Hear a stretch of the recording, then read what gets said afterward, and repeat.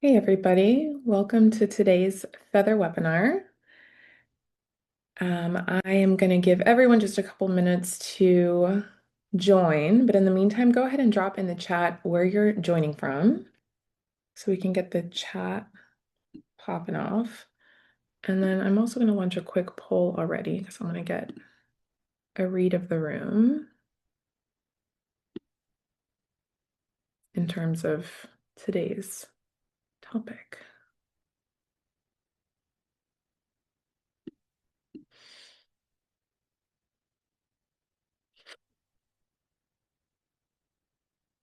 Hey Caitlin, it's good to see you.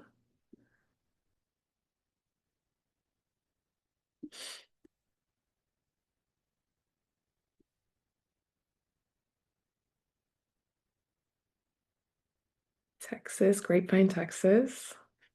Welcome. See a Florida, Miami person in here. I'm in Gainesville, Florida, which is not as beachy or lovely as Miami, but cool.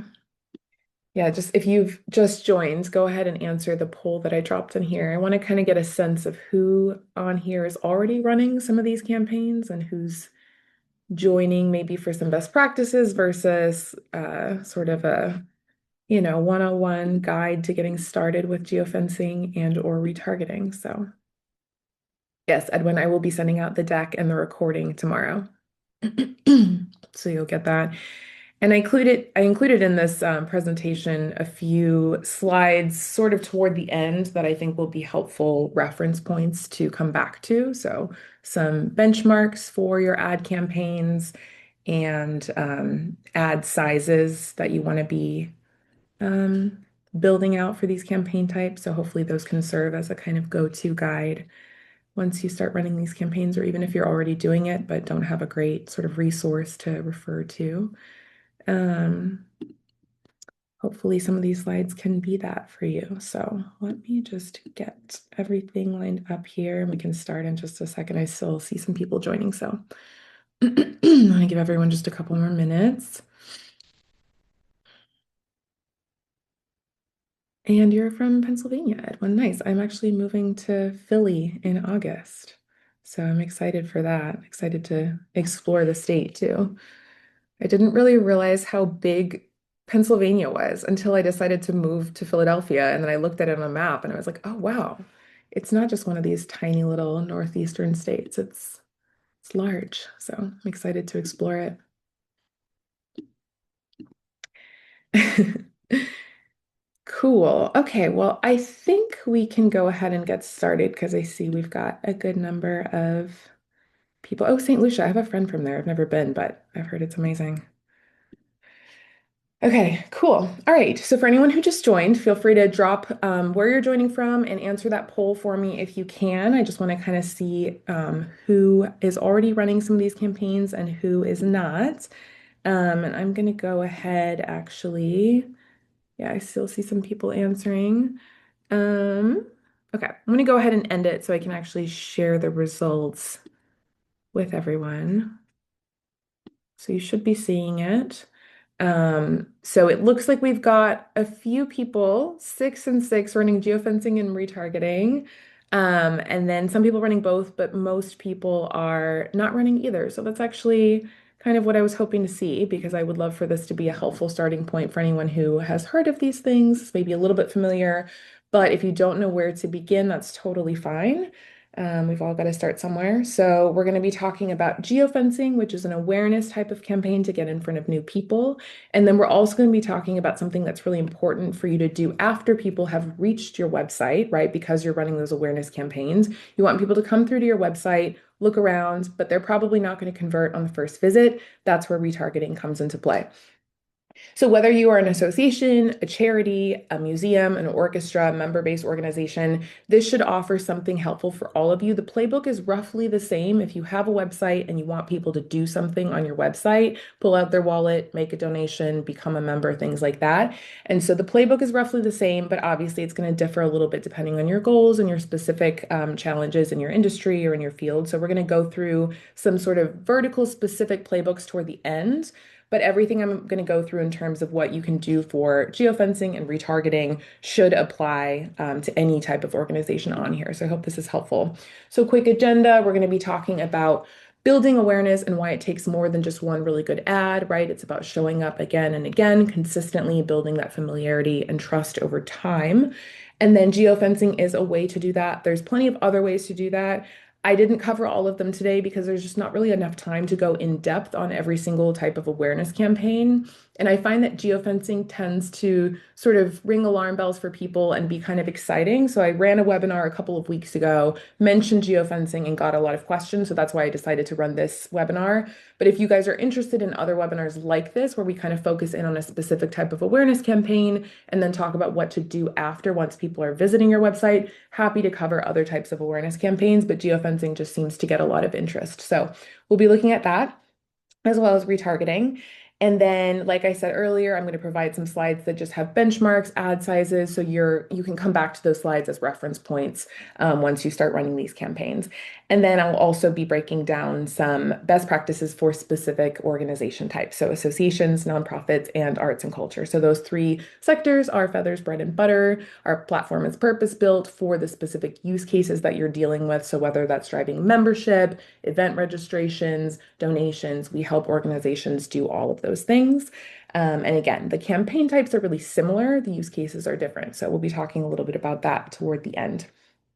All right, so before we get into specific tactics, let's talk about how people actually behave online and why that dictates how you need to be reaching people and how you need to be showing up. So this 3 to 8 second window is how long you have to really hook someone. I think 8 seconds is actually a little bit liberal. A lot of the time people are scrolling fast. So you want to make sure that you are really, really bringing hooking people with your ad copy, your visuals. You want to make sure that you are using the right size ads, right? The right dimensions. So we'll go over that later. But there's a lot that can make or break whether your ad is even showing up in the right places in the right ways. So that's really important. It takes 7 to 12 touches on average to actually get somebody to take some sort of action. So that might be making a donation, it might be registering for a gala or a 5K, right? Signing up to become a member. And there's going to be different sort of standards for different types of conversions. So obviously, if you are an association and you have an industry event or a conference, there's going to be different reasons why somebody would attend that, right? It might be encouraged by their workplace, and so they might be more likely to attend. But if it's a higher ticket item, there's more to weigh in terms of like, is there the budget for it and things like that. So you want to remember that it takes more than just one or two or even five touches before someone's going to pull out their wallet and actually pay you or make a donation or commit to something, right? Commit their time or their money. And then 97% of web visitors will leave a website without converting the first time. So again, these numbers kind of vary, but I've found in multiple sources that 97 seems to be the average. So it's really high, right? People are going to be visiting your website and bouncing, and you want to bring them back. So the question is not really how to make the perfect ad or run the perfect ad campaign. It's how do you stay in front of the right people, right? So getting in front of relevant people with your awareness ads and then staying in front of the people among them who are showing the most intent, right? Your warmest audiences, getting back in front of people who visit your website and leave because the people who visited are more interested than the people who didn't click on the ad and visit your website. So it's all this sort of marketing funnel, which we'll talk about when we talk about retargeting. So the way that people actually convert is awareness, right? They encounter your organization for the first time, whatever that might look like for them. So maybe you're running ads on Meta and they see you when they're scrolling on Facebook for the first time, right? They may or may not click on the ad. This might be actually word of mouth. Maybe they hear about your charity organization, locally from a friend or something like that. And so there's this name recognition, but they have not yet visited your website or seen anything from you. And so they won't convert most likely when they first, hear about you or see you. But as you build familiarity, you give them some context about what you do, you educate them on your cause, or if you're an association, you educate them on member benefits, what you have to offer them as a professional, right? Um, if you are a business to business, right? If you are a trade association, you might be trying to reach people, decision makers at businesses. So that's going to be kind of different language that you're using to bring them into the fold. But whatever it is that you're trying to do, you want to be showing up in the right places and relaying that message to people as they're scrolling online, right? And then eventually something will stick. Your name will start to feel familiar. They will see enough ads. They'll hear from you enough that builds some trust and they will click through, maybe visit your site a couple times without converting. And this is where you really want to stay on top of things, stay on their radar until they come back. And so this is where cart abandonment campaigns come into play, right? And that site retargeting. So we'll get into more detail on that later, but if you have homepage visitors, you can retarget them with a little bit more information about your organization, whereas people who are actually visiting a conversion page, like a registration page for your annual conference or your donation page, you would want to target those people with different messaging because they are higher intent. And so you would want to say, hey, come back and complete your donation. Don't forget to register, things like that. So there's a lot you can do with actually changing up the messaging depending on where somebody is at in their journey with you. Um, Carolyn, I see you raised your hand. I actually don't usually unmute people on here. I haven't done that before, but feel free to drop your question in the chat. But in the meantime, let me see if I can unmute you. Although your hand is down now. Let's see. Um, Go ahead and drop. Yeah, I should have mentioned this earlier. Please drop questions in the chat as we go, and I will be periodically checking. Oh, okay. All right. No problem. I'll check the chat and try to get to the questions as we go. And then if there's any that I don't get to during the presentation, we'll cover those at the end. But yeah, feel free to drop any questions. And if you see a question in the chat and you feel like you have an answer or you've tried something that works, drop that in as well, because I love for the chat to kind of be, peer-to-peer advice and like a forum for you all to talk about what's working for you. Okay. All right, so let's talk about geofencing. So the kind of underlying reason why this works is because 96% of Americans carry a smartphone everywhere they go. So most people have a smartphone, even beneficiaries of your organization, if you are a homeless shelter or something like that, even most unhoused people have smartphones. So regardless of sort of life situations, most people have a phone that they carry with them where they can get on the internet, browse the web, go on social media, and potentially see ads from your organization, right? So this is a great place to reach people, and people are carrying their phones where they go. So you can consider this a place where people will see your organization and your messaging.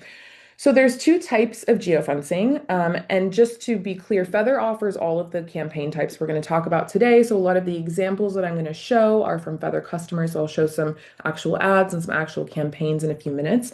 So these are all things that you can do within Feathr. If you are interested in that, I'll give you the opportunity at the end to ask to learn a little bit more, and we can give you a detailed walkthrough of the platform and all of the other things you can do in Feathr. But for now, I want to kind of break down these two different types of geofencing campaigns. So we have what we call mobile geofencing and historical geofencing. So this is basically, mobile geofencing is basically for things that are happening now or soon, right? So it's ongoing or coming up. Historical geofencing is for things that happened in the past. And so with mobile geofencing, you're basically drawing a live fence around a physical location and capturing devices as they enter that location in real time. So if you're running a campaign during an industry conference, for example, mobile geofencing is the one that you want. Historical geofencing looks backward. So it finds mobile devices that were detected in a specific location at a specific point in time. And so there's a few caveats to this. You can reach people who were in a specific location up to 12 months ago, although we don't recommend this because the data becomes less reliable as it is farther in the past, right? And so we actually recommend a window of about 30 days to 3 months. So if there was a competitor event, right? If you are an association and you have an annual event coming up and an industry event or a competitor event happened 2 months ago, you can actually historically geofence that location and serve ads to people who attended that industry event with ads promoting your upcoming conference. And so there's a lot of really cool stuff you can do, current, like in the present moment, but also thinking about what's happened in my field, in my industry, in my community recently, and how can I serve ads to people who were in those specific locations and engaging with those activities at that time. Um, yeah, so in terms of conversions, this is, like you said, this is going to depend on what it is that you're offering. And so one of the interesting things differences between them is that with mobile geofencing, you're only showing up on mobile devices, whereas with historical geofencing, because it's not actually using GPS technology to link the device, it's using another type of data to actually connect you with, it's using other basically matching device identifiers through a layer of data to connect you with that mobile device that was in the location. So all that to say, you end up showing up across all devices when you run a historical geofencing campaign versus just mobile devices when you run a mobile geofencing campaign. And so the mobile device being in the location is sort of the trigger for the campaign. But with historical, you can actually show up across different devices. So this could be, once they are back at home, it could be their laptop, their desktop computer, their mobile device, obviously, even connected TV, things like that. And so this is kind of cool and can obviously increase engagement and just, you're showing up across more devices just because of the way that the mobile device is actually connected with the campaign. So that's one thing worth noting. But for the most part, it's just going to depend on the actual location and event itself and if it makes sense to run a mobile versus historical geofencing campaign. But ultimately, the conversion rates will probably roughly be the same, just in terms of this is an awareness campaign. It's not really a conversion campaign. And so it's important to keep in mind as well with awareness campaigns like this, you're going to be looking more at impressions, click-through rate a little bit, but this is really about showing up and building that awareness versus actually driving conversions. So in terms of the metrics, I think performance would probably roughly be the same, except there's some, added benefit of showing up across devices rather than just on mobile.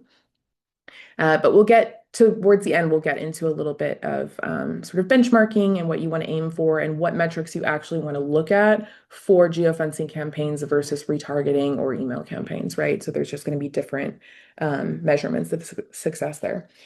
All right, I think we are good on this. Yeah, so just some examples of when you would want to run a mobile geofencing campaign, so that kind of real time or upcoming event. This could be for an event that's coming up in the near future, like a conference, a competitor venue, things like that. And then historical geofencing could be good for past events, recurring venues. So we'll see some examples of this in a minute. And then workplaces as well. So if you are trying to get in front of industry professionals to promote membership with your organization or your conference or something like that, you could run a historical geofencing campaign targeting specific headquarters or workplaces and serve ads to people who have been in those places in the last few months, right? So people go to work every day, so that would obviously be an impactful campaign. All right, so a little bit more information about mobile geofencing. And I just want to say, if any of these slides feel a little dense or info heavy, that was kind of the goal. I want this to be an informative presentation where you can refer back to this and kind of see benchmarks and see just sort of the best practices. So I think each of these slides is meant to kind of serve as an all-in-one, helpful kind of reference point. So like I said, mobile geofencing campaigns are best used for live events, right? Conferences, trade shows, competitor venues while your prospects are spending time there, and even things like college campuses, parks, neighborhoods. We actually just added zip codes in Feathr, so you can actually target specific zip codes in your area. So if you are a nonprofit and you're looking for major donors, you might target a high income area of town or a high income zip code, right? And then again, you are drawing a boundary on a map. So you can do this by uploading literal, latitude and longitude coordinates. You can do this by selecting on a map in Feathr, basically like a heat map, and you can kind of click, drop a pin on where you want to target. So there's a few different ways that you can do this. You can put an address and then put the radius, right? So the minimum is 1 kilometer. But you can basically select this physical location however is easiest for you. And then anyone who enters into that physical location with with their mobile device will then start seeing your ads. And those ads will follow them across apps and across websites on their mobile device after they leave. So they might not even see your ad while they're there, but they will see your ad because they were there. We'll get into ad sizes a little bit more toward the end. We have some, like I said, some more helpful slides for that kind of list everything out. Um, Okay, and then setup and timing. So there's just a few sort of technical things here. You want to make sure that you're publishing a mobile geofencing campaign 5 days before you need it to go live. So there's a little bit more prep time involved in this versus historical geofencing.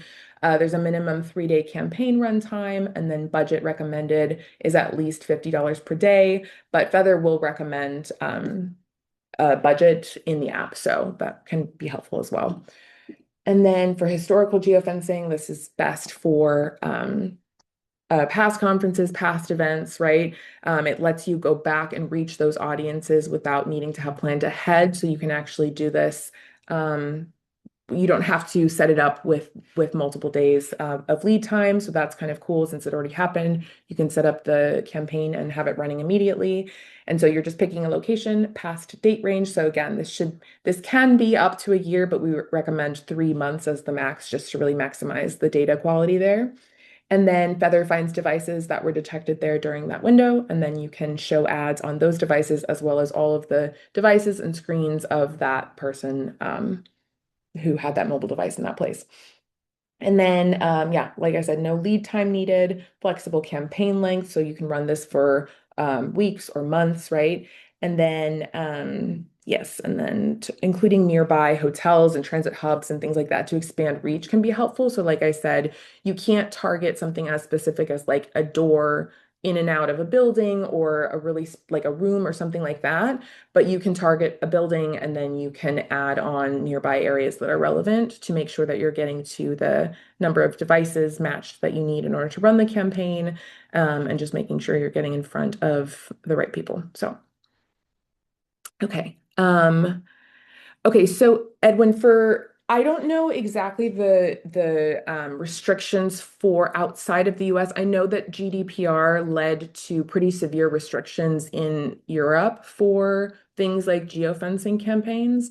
In the US, it's more flexible. There are some state like privacy laws. So I know that I think California is a little bit stricter. Oregon there's different state by state laws that do kind of restrict these things, but the US is a little bit more flexible when it comes to showing up with geofencing ads. And then, so yeah, I'm not actually sure where all in the world you can show up. In the US for sure. Europe is more limited, but yeah, it just kind of depends on where you're trying to target, and there's going to be different restrictions and laws in different places. I'm actually not that familiar with Canadian restrictions, but I know we have a lot of Canadian attendees on these webinars. So if anyone is on here from Canada and you know um, a little bit more about that, feel free to drop in what you've experienced. Okay. And then let's see, we have volunteers in our building between October and May. Could we conceivably run the mobile geofencing campaign from October through May and pick up? Yeah.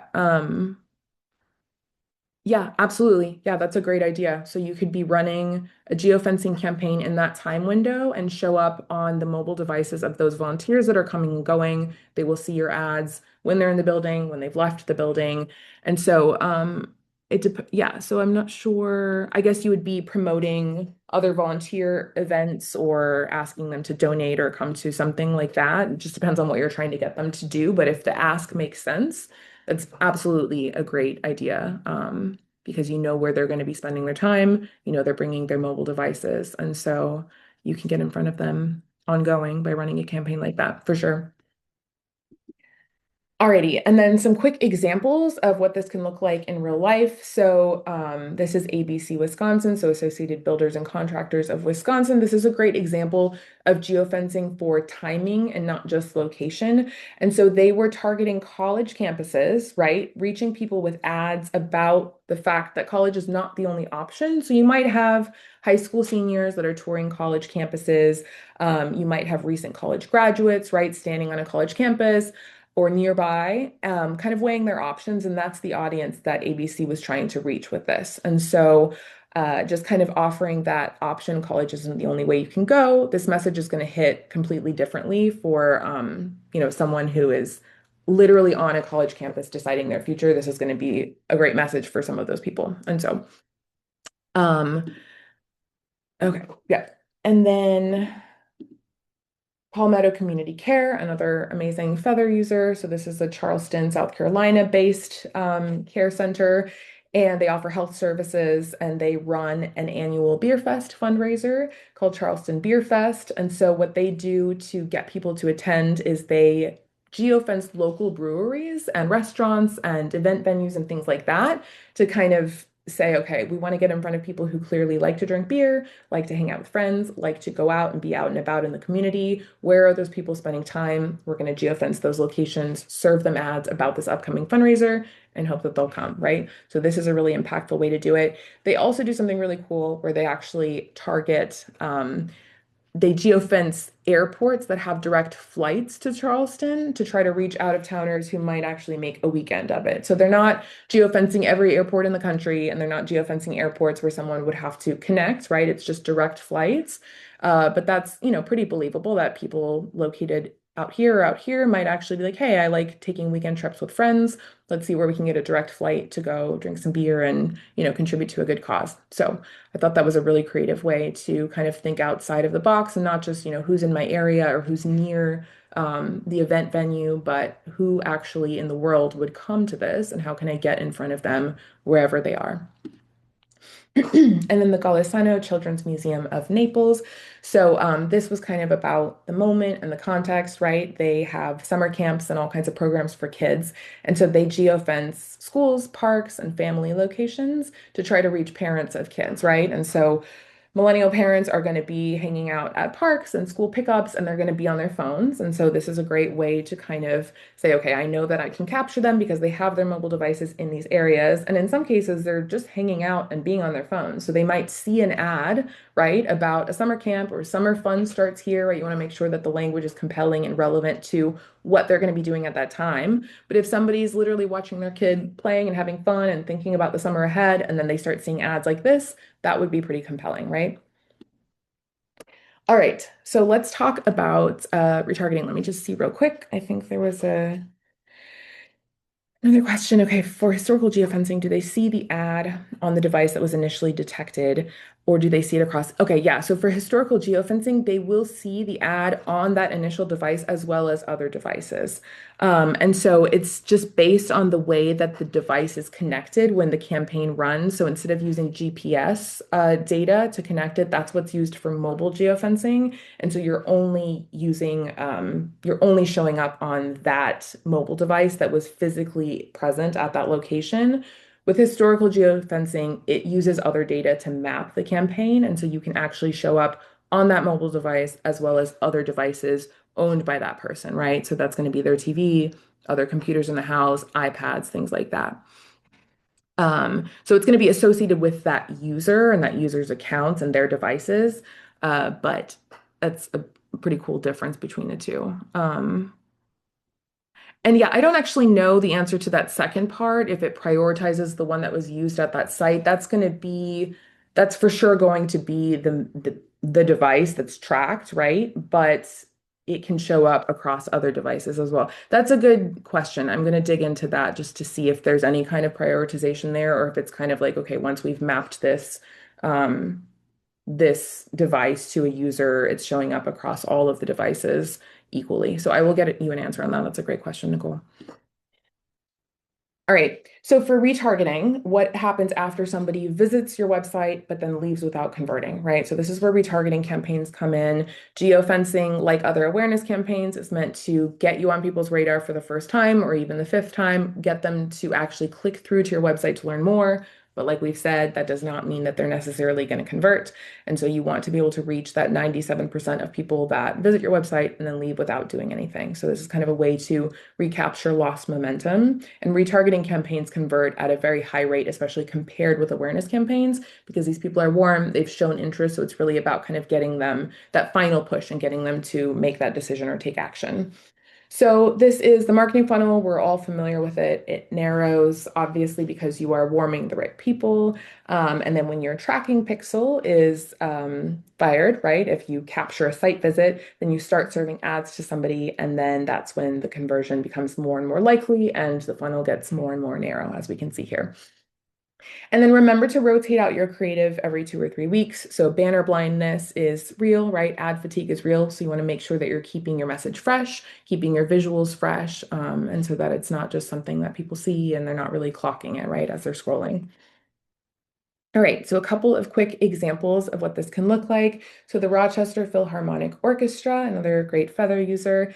This is a really good example of a retargeting campaign. So when someone visited a specific show page that, the orchestra knew, okay, people are interested in these specific shows. If somebody visits the Brahms and Bloom page, but then leaves without registering, or the music of Led Zeppelin, they explore that page and leave without registering, you can assume that that person is more interested in that event than somebody who's never been to that page, right? And so then you retarget them with ads, reminding them about the event, reminding them about, timelines and things like that. Maybe you have specific special pricing, early bird offers, things like that. So any opportunity to kind of get them to be convinced to come back, right?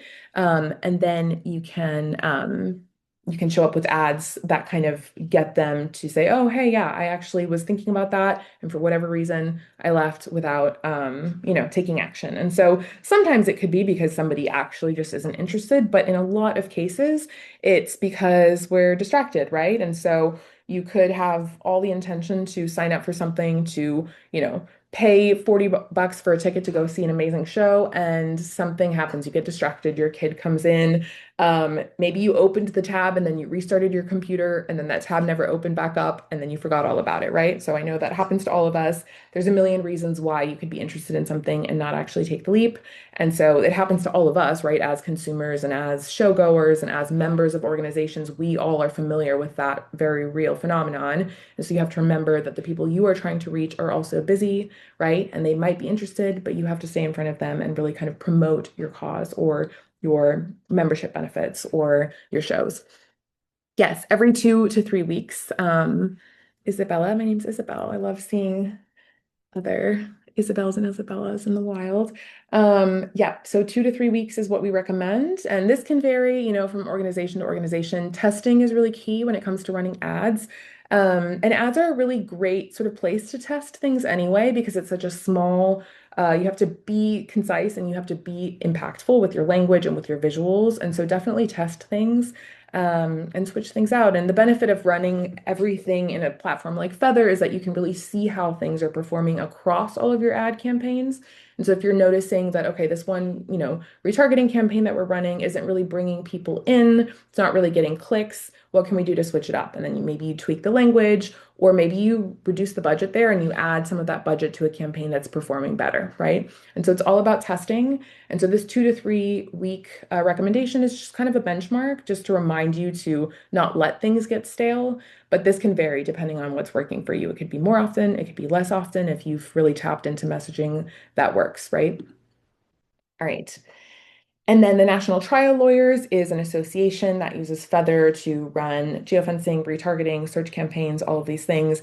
And they brought in $247,000 from by retargeting abandoned registration. So these are people who were on the registration page for their event and left without registering. They ran ads saying, hey, complete your registration. And this campaign alone resulted in this amount of revenue. So this is, I think, important to realize that this is a kind of money that associations are routinely leaving on the table by not running retargeting campaigns, right? It's just that those people who are kind of trickling off the page and not coming back, you want to stay in front of them. It's a really easy type of campaign to set and forget. And again, you want to switch up your creatives and make sure that you're checking in on performance, but it is really kind of something that can run in the background and you're getting those stragglers to kind of come back and complete their registrations. And especially with something like this, where it might be like a high ticket price or something, that's a lot of revenue that you could be leaving on the table if you're not staying in front of people who showed interest but didn't pull out their wallet in that exact moment, right?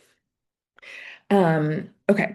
And then Sharon, yeah, so you can use Feathr offers forms to track all of this on the page. We have landing pages, we have forms, so you can actually do all of this in Feathr. Or if you use other forms on other, if you have like a WordPress website or your website lives anywhere, if you have, forms because you're using maybe Classy or another donation form provider, right? You can track all of this in Feathr, you simply need to use the tracking pixel that Feathr offers, and you can put that on any page. So as long as you have a page for people to register or a page for people to donate, right? Basically, that page where people would be abandoning that cart, you put the tracking pixel on the back end of that page. You can track everything and serve ads to people, regardless of where you're hosting the forms or hosting your website. All right, and then Japan American Society of Washington, D.C. This is another wonderful customer of Feathr, and they run this annual Cherry Blossom Festival in D.C. And so this is a good one to look at because it just kind of proves that no matter what you're selling, even if it's just a community event that's 15 or 20 bucks, right? This still applies. You're going to be bringing in hundreds or thousands of extra people who might have left without coming back if you don't serve them these ads. So just kind of showing some version of a cart abandonment campaign that could bring people back. And with an event like this, again, it's less revenue per ticket, but this is a kind of event where people are going to bring their friends. So you might be missing out on like a whole group of people if you're not showing up in front of that one friend who's buying the tickets, right? And so another great example, and their ads on emails and creatives are always beautiful. So I love looking at their stuff. All right.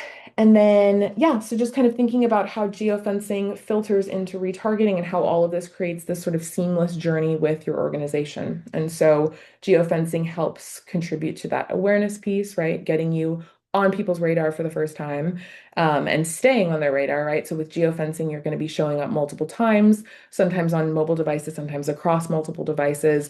When you combine this with other types of awareness campaigns, so if you're running Google ads, right, people are searching for relevant things, and then you're showing up on the search results page.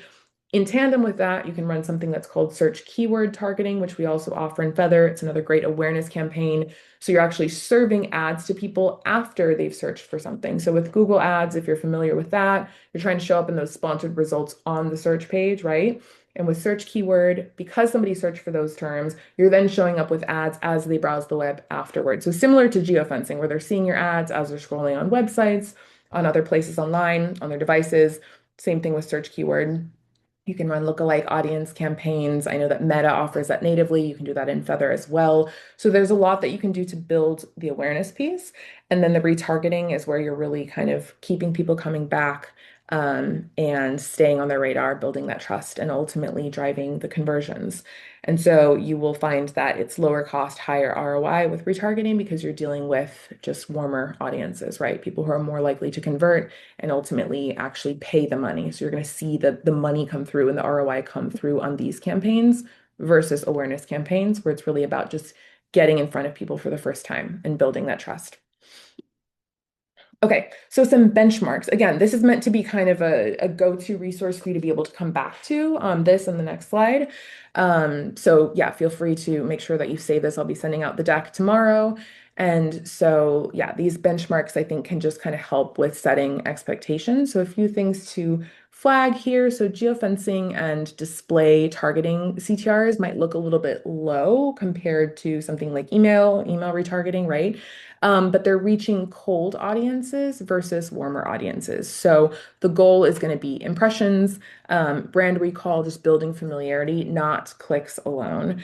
And then the meta numbers are higher for click-through rate as well, because the format is just more native to the feed. So you're probably familiar with what with meta ads and what they look like. They are kind of built into the format of meta, which makes them just feel a little bit safer. People are wary of advertising in general, right? Especially younger people. And so you have to make sure that your ads look good and are, compliant with the sizes and the dimensions that you need and are compelling in terms of content.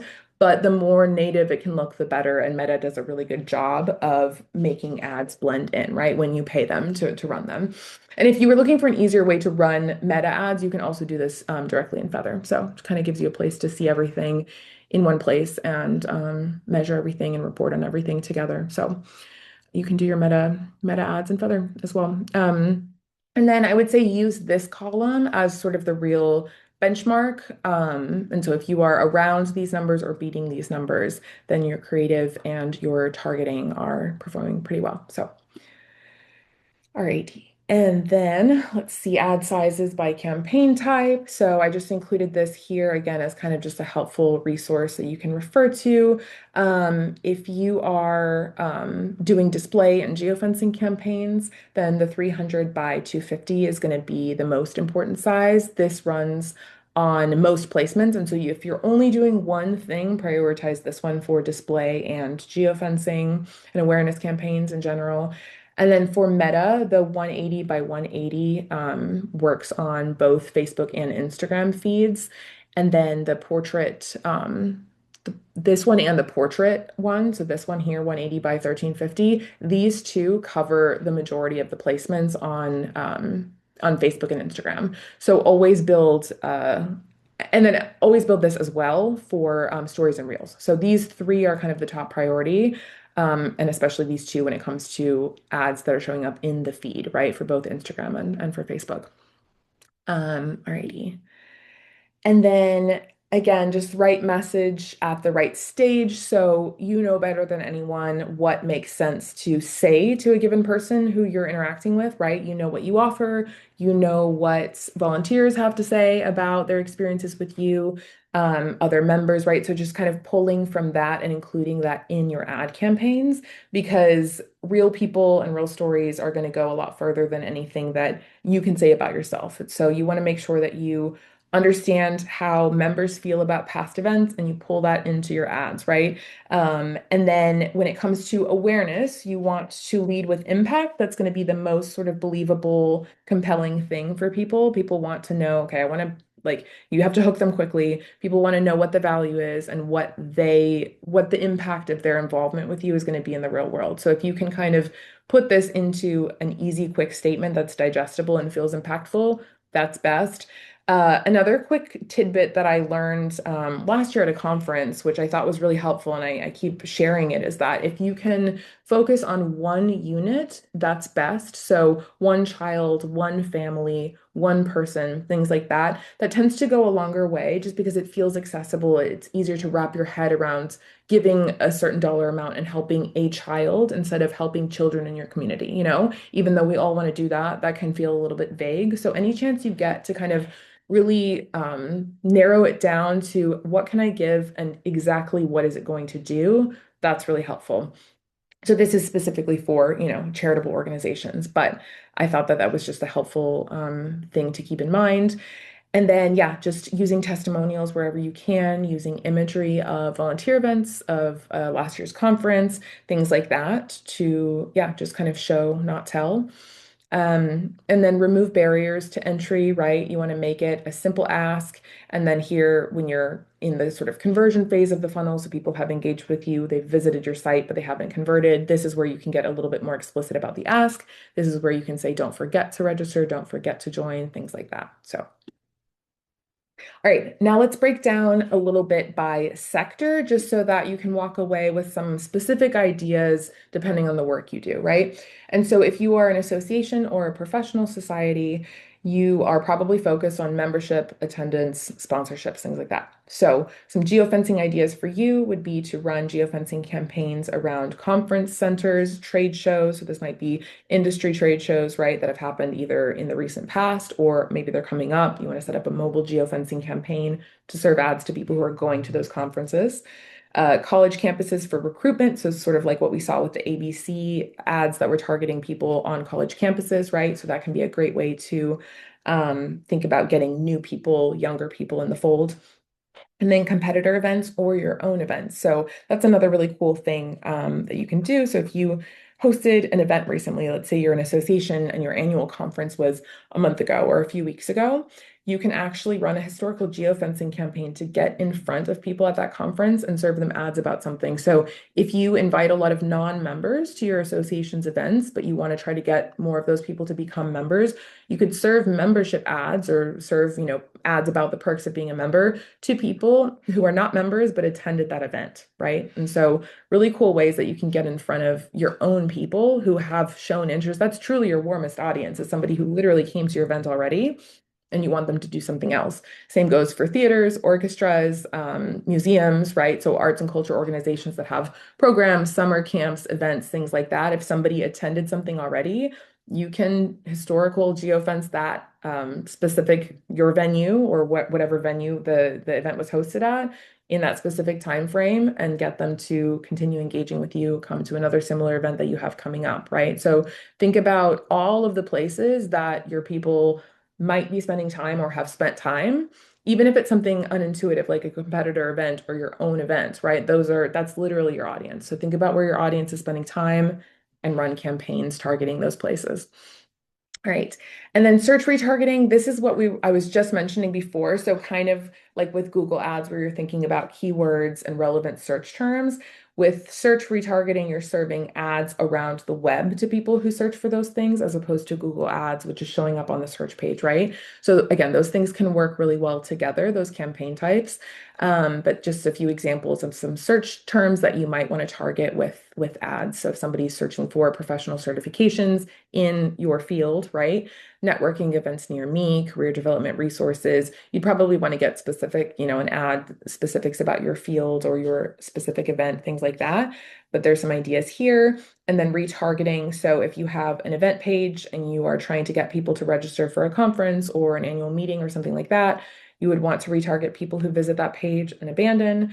You could also retarget non-members who visited your website, right? So with members, you're going to have their email addresses because they're members, or if they've attended an event in the past, and you have their email address, right? So you have known contacts and then there's unknown contacts. So anybody who visits your website who's never given you their email address, you can still track them and you can still serve them ads, but you don't have any information about them, right? You don't have personal identifying information. And so this is a privacy safe, privacy compliant way of staying in front of people because they did show interest, but you're not somehow getting their email address or anything like that.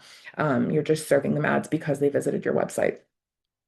And then some pro tips for this. So make sure that you are lowering the barrier to entry as much as possible. So kind of creating an engagement ladder where you think about, okay, if I want somebody to come to my event, but we don't really have a relationship yet, how can I offer them something to kind of get them into the mix and convince them that there's more that we have to offer them? So maybe free webinars, free courses, if there's anything that you can offer them in terms of resources to kind of build that trust, that's great, especially because we live in a world where there's a lot of free information online. It's one of the big challenges for associations nowadays to get younger people to join as members. There's a lot of free resources, free courses, things like that. And so you have to offer your own version of that and then say, but actually, if you pay to be a member, you'll have access to all of these other exclusive benefits that you can't just get from LinkedIn or online, right? And then for nonprofits and 501(c)(3)s, you're going to be focused on donations, volunteers, right? Getting volunteers to come help out and advocacy in general for your cause. And so you might geofence specific events, campuses, faith communities. So faith communities and churches are a huge one, right? Those are actual physical locations in your area where you know people are going and tend to be, more charitable groups. So they're focused on giving, right? So that's a big one that we see for 501(c)(3)s. Wealthy zip code neighborhoods. So you can do zip code, you can do specific areas of town, but if you know that there's parts of town that have a lot of people with a lot of money to give, disposable income, you might want to target those people who live in those areas. Community centers and shelters. So again, most people have smartphones. And so if you're actually trying to reach people who you can serve in the community, right? So if you offer services and you want to get in front of people, say, hey, we opened a new food pantry. Hey, we're offering this event. Come, get free resources, things like that. You can actually run geofencing campaigns and target areas of town where you know that those people will be spending time. So if you have shelters around town, community centers, I've actually heard examples of people targeting their own food pantries with information about other food pantries that have opened up around town. So again, just thinking, where is this person going to be spending time? I want to get in front of them there. And so this works for volunteers, donors, members, and anyone else that you're trying to reach, including beneficiaries of your services. And then search targeting. So this could be so these are terms that you want to be showing up for when people search them. So if someone's looking for ways to help out, opportunities to volunteer in their community, they are interested in donating to a specific cause, you want to be showing up when they're searching for those things, not just in Google sponsored results, but also as they continue to browse the web and social media after they've left that search page, right? And then with retargeting, so you will have a donation page set up, right, where people are maybe going to come, consider giving, and they might leave because again, their wallet's in the other room, their kid walked in, they're busy with work, things like that. And so you want to stay in front of those people because they were warm and they indicated intent. Stay in front of them, get them to come back and give some money. Newsletter subscribers who are not yet donors. So this is another cool one too. You can get in front of those people and get them to engage further, right? So if they're subscribed, that means that they're interested in what you have to say. They're interested in your cause. I feel like newsletter subscriber, that's a pretty high intent signal. So you want to make sure that you're doing as much as you can to engage them in other ways, not just sending them the newsletter they subscribe to, but saying, hey, do you want to help out in this way? Do you want to give? Just really incorporating that intention that they have into the way you're thinking about your other campaigns. And then past donors. So you can do this as well. So someone who gave in the past might be, game to give on a recurring basis or give again, right? So making sure that you're thinking about people in buckets like that and who's engaged with you in the past and how you can stay in front of them. And then just some tips for the content here. So asking for small or recurring amounts, right? Especially when it comes to younger donors. I know we're all trying to reach younger donors and that can be challenging. And so maybe shrinking the ask in some cases to be something a little bit more reasonable. And then recurring donors are actually proven to give more over time than one-time donors. And so there's nothing wrong with getting, people to sign up for $5 a month instead of one $100 donation, because over time that can really add up. And then matching campaigns, obviously, wherever you can secure a gift match campaign, do that and then talk about it in your ads and in your email and in your messaging because people love to know that their gifts are being matched. And the people matching the gifts also love to see that, ticker increase. I heard recently about a major donor who offered to match a gift up to, or to match donations up to 7,000 or 8,000. And then people gave way more than that. And so the major donor actually was like, I'm going to give a little bit more. I want to match more because it's just this kind of like, mutually reinforcing cycle that can lead to a lot of cool results. And so definitely when you are doing a match gift campaign, incorporate that into your language on your ads and make people want to give even more. And then for arts and culture organizations, a lot of this is a discovery problem. This can come down to, we have these cool things to offer, and younger audiences or new audiences aren't necessarily opposed to coming or going to our events. They might just not know that we exist, or they might assume that our programming is not for them.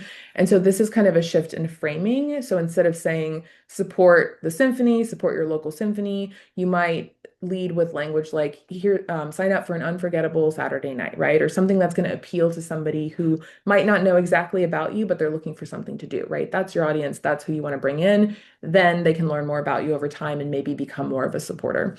And so you can geofence areas around town, right? So this is going to be more local geofencing, schools, parks, rival venues. So if you're, a local theater and there's some other local theaters around town, you might actually geofence those shows and say, hey, you like shows, you like going to this type of show, come see ours, right? Little friendly competition around town. And then coffee shops, family destinations. So again, depending on what you offer, you want to think about where those people are going to be spending time and get in front of them, asking them to come and support your organization or your work.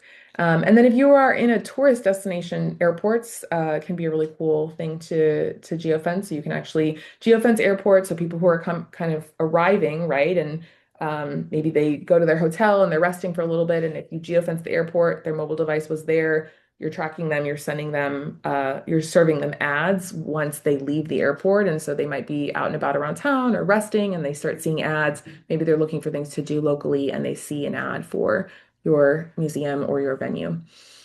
And then just some suggestions on terms that you could incorporate as keywords in a search targeting campaign. And then when it comes to retargeting, so this is going to be ticket page abandoners, basically. So whatever that page is where you're trying to drive conversions. So a lot of the time it's going to be ticket purchases, right? Maybe it's donations. Maybe you're trying to get people to come to support your museum or your orchestra, things like that. Maybe you're selling season subscriptions and passes. So whatever that looks like, you want to be retargeting people who come to that page and then leave without converting. And then lead with experience. If you are an arts and culture organization, you're probably going to have really beautiful imagery and photography. So incorporate that wherever you can into your creatives and into your ads. And then, yeah, reframing membership as something else. So if you're trying to sell season passes, maybe make it about that. So just whatever language you think is going to be most appealing to people, feel free to reframe things in a way that's going to drive engagement and conversions. And yeah, don't limit yourself to just sort of the language that you've always used. And reminder, switch out your creative regularly, test what works, see what's working, see what's converting, see what's not. And yeah, just make sure that you're mixing things up. All right, that wraps things up in terms of the content. So yeah, just a quick little review here. So Feathr offers, like I said, geofencing and retargeting and lots of other different campaign types to drive awareness and drive conversions. So let me just run a quick poll just to see if anyone is interested in getting a more personalized walkthrough of Feathr. So you can see more about what we talked about today um, and much more. So go ahead and drop a yes in here if you'd like someone to reach out and walk you through how you can use Feathr to do all of this. And like I said, search retargeting, affinity targeting. You can do lookalike audiences in Feathr. You can run your meta ads, right? Your meta paid ads directly in Feathr. If you're used to using Meta natively, but you're kind of tired of that, or you feel like you want to run Meta ads in the same place as everything else, you can do that in Feathr. And then, yeah, just having shareable dashboards and comprehensive reporting in one place, I think is just really helpful when you're running a lot of different campaign types. So I see we've got some Feathr users on here as well. Hope this was helpful for you too, even if you're already in here. I know sometimes, we have platforms and we're using like some features and not all of them. So hopefully this was helpful if you're doing some retargeting, but you haven't run a geofencing campaign yet. And yeah, cool.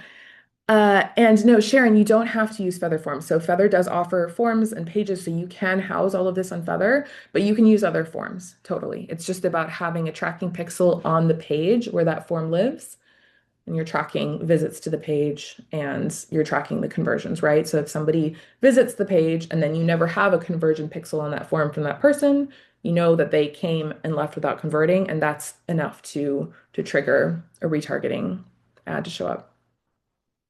Yes, Edwin, we can reach out with pricing as well. So if you want to go ahead and drop a yes, if you haven't already, we can have somebody contact you with more specifics about pricing if that's what you'd like to know about. So yeah. Alrighty. I think I got to all of the questions, hopefully. But yeah, I think one of the questions that came up a few times was, can you sort of do all of this even if you're using other platforms? And the answer is yes. So regardless of where you're housing your website and your forums, the idea is just to track activity on that page and then serve ads based on that activity. So yes, you can do that using Feathr's tracking pixel, even if you're using other platforms as well. So okay, I think that should be wrapping it up. Actually, let me also run one more quick. I know my colleague Rachel will be happy if I don't forget to do this. We have a weekly newsletter called the Good Marketing Brief. And if you would like me to sign you up for that, go ahead and drop a yes. So you don't have to do anything. Just hit yes, and I will sign you up for that, and you'll start getting that next Wednesday. So that just has lots of resources for nonprofits and associations. We have two different versions, so we'll put you in the right one based on your organization type. But yeah, just best practices, industry news, trends, things like that. So it's a great resource, goes out on Wednesday mornings. Awesome. Yeah, if you put a yes, we'll pull that in as well, but go ahead and drop a yes in that poll if you can. That'll be the easiest way to pull the names. Yeah, so thank you so much everyone for joining, and you will get the recording and the deck tomorrow morning in your email inbox. If you said yes to the Good Marketing Brief, you'll start getting that next Wednesday. And yeah, hope to see you on the next one. Thanks again for your time. Bye, everyone.